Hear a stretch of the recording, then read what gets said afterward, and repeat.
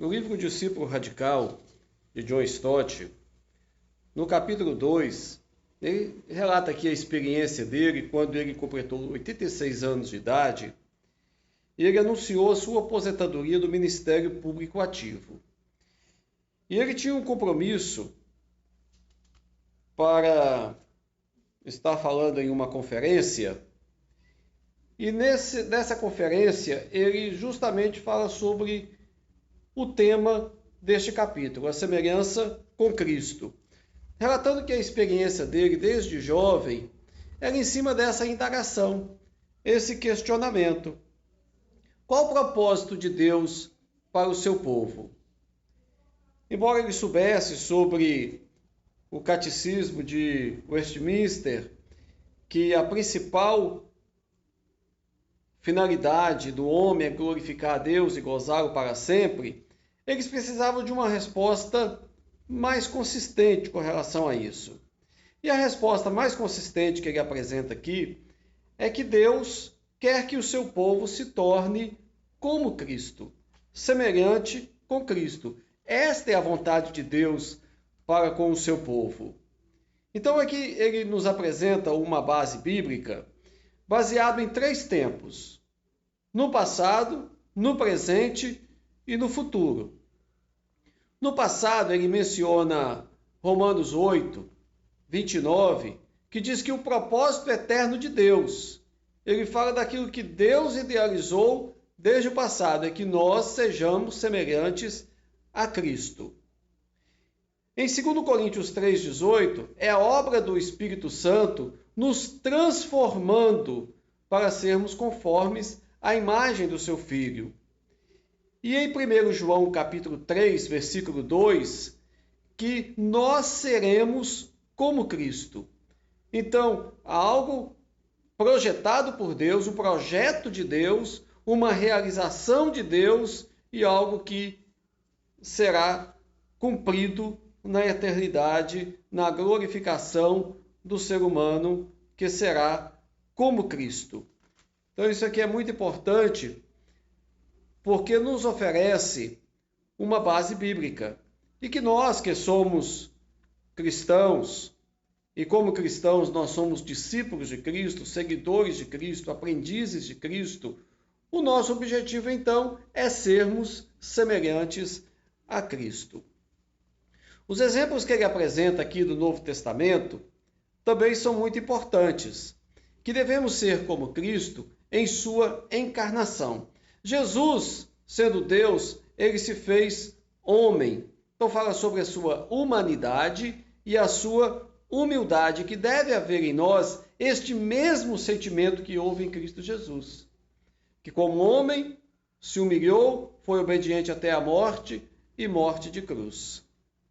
Devemos ser como Cristo também em seu serviço. Então, John Stott aqui dá o exemplo daquela ocasião, quando Jesus estava naquela última noite com os discípulos, ele tira suas roupas de cima, se cinge com uma toalha e lava os pés dos discípulos. E diz que nós também devemos seguir este exemplo, lavar os pés uns dos outros. Ou seja, os trabalhos mais humildes, os trabalhos mais simples, são aqueles que dignificam a obra do Senhor e a presença de Cristo em nossas vidas. Devemos ser como Cristo em seu amor. Aqui é uma expressão muito forte sobre andarmos em amor, como também ele nos amou. Então o amor, ele vai permear todas as áreas, todas as ações da vida de um discípulo. Porque ser como Cristo, nós vemos aqui, ser como Cristo em sua encarnação, no lava-pés, que é no serviço, e na cruz, onde é demonstrado ali o maior e verdadeiro amor. Devemos também ser como Cristo em sua longanimidade. Essa longanimidade significa aquela paciência, aquela condição de você suportar, aquela resiliência de mesmo em meio às provas e ao sofrimento, você saber que verdadeiramente Deus está trabalhando em sua vida. Então, John Stott apresenta aqui os ensinos de Pedro, principalmente na primeira carta, que diz que nós, como cristãos, também havemos de passar por sofrimentos e isso corresponde a este propósito de Deus. Sermos como Cristo em sua missão. Ele cita o exemplo de Cristo, que Jesus disse que assim como o Pai me enviou ao mundo, eu também vos envio ao mundo. E essa passagem aqui me chamou muita atenção sobre o enviar ao mundo, é entrar no mundo das pessoas.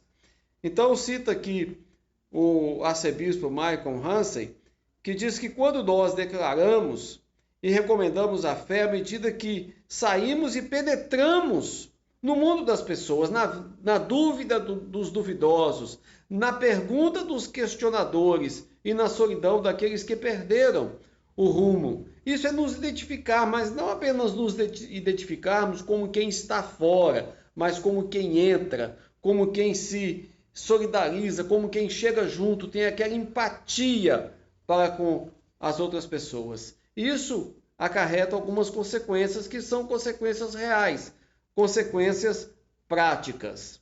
E uma das primeiras que ele menciona aqui é acerca do mistério do sofrimento.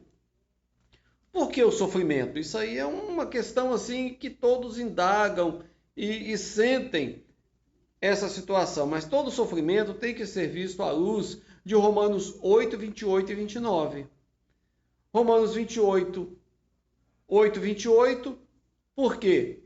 Tudo que Deus faz é para o bem do seu povo. E o versículo 29, porque através disto Deus está formando a semelhança de Cristo em nós. Também com relação ao desafio do evangelismo. Outra parte aqui que eu achei muito forte, porque muitas ações evangelísticas, elas dão em nada. Por quê?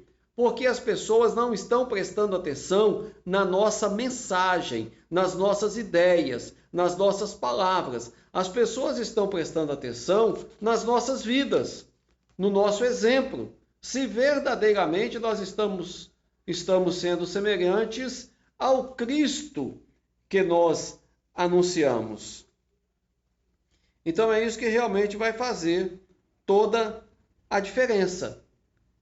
Então, pessoas em países que não são países ocidentais, países cristãos como o nosso, tipo a Índia, que a Índia é dividida entre o islamismo e o hinduísmo. Então cita aqui que se os cristãos verdadeiramente fossem cristãos e vivessem como Cristo, a Índia estaria aos pés de Jesus. E o outro aqui, que é um reverendo ex-muçulmano, né, atualmente cristão, diz que se os cristãos fossem cristãos de fato, não haveria islamismo. Então, esses dois dizem basicamente a mesma coisa, que o que faz diferença não é o que nós pregamos, não é o que nós anunciamos, não são as nossas ideias, a nossa teologia, se é boa, se não, se temos essas ou aquelas crenças, mas se nós estamos demonstrando através da nossa vida o Cristo que nós anunciamos. Então, semelhança com Cristo se torna um ponto assim muito importante, fundamental na vida de um discípulo.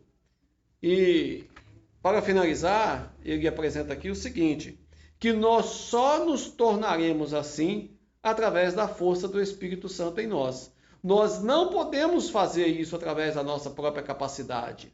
Não é nós, cada um, trabalhando em si mesmo para ser semelhante a Cristo. Isso é fracasso.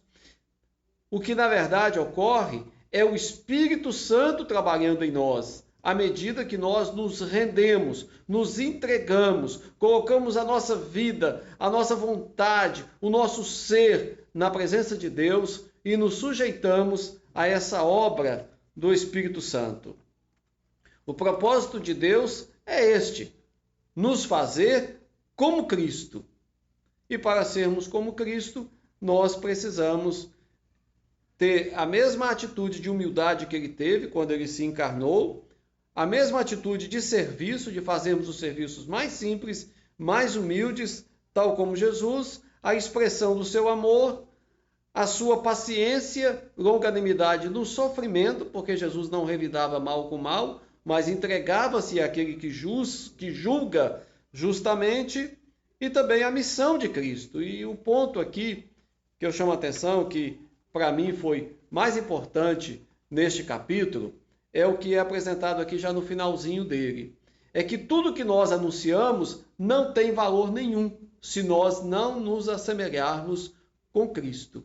Porque o que as pessoas vão ouvir não são as nossas palavras. As pessoas vão ouvir a nossa vida. Porque a nossa vida, o nosso exemplo, a nossa atitude grita muito mais alto do que as palavras que saem das nossas bocas. No próximo capítulo, o capítulo 3, será sobre o tema maturidade. Então, até o próximo vídeo.